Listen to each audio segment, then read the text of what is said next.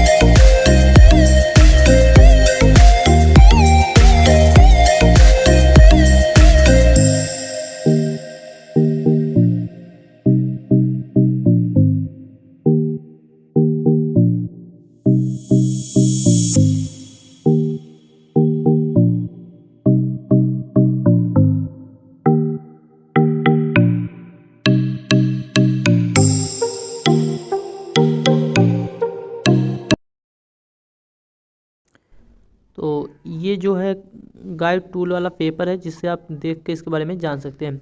ये है USB cable और ये है ऑक्स केबल, जो कि इसमें साथ दिया है लगाने के लिए।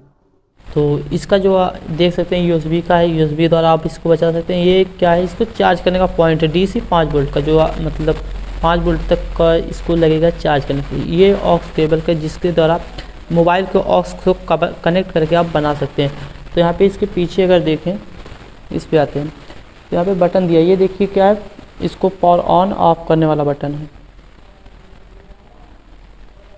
और ये देखिए, ये बैलून को फुल करने वाला है, ये कम करने वाला, और इसको रोकने के लिए आपको इसको कुछ देर तक प्रेस करना पड़ेगा। जैसे इसको प्रेस करेंगे कुछ देर तक,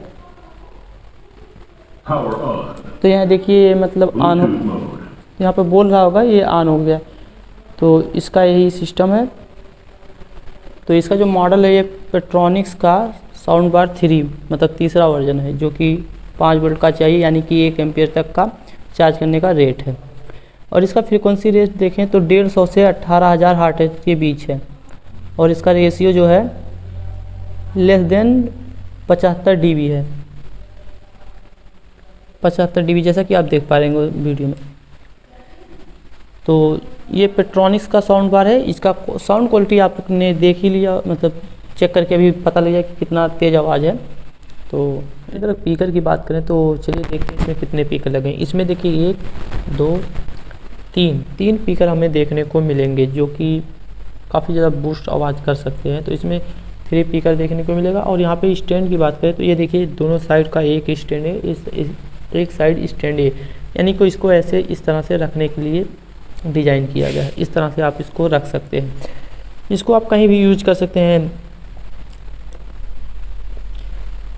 मोबाइल से भी बजा सकते हैं, टीवी में यूज कर सकते हैं, पीसी के लिए भी यूज कर सकते हैं। जैसा आपका मन हो वैसे उस तरह से आप इसको यूज कर सकते हैं।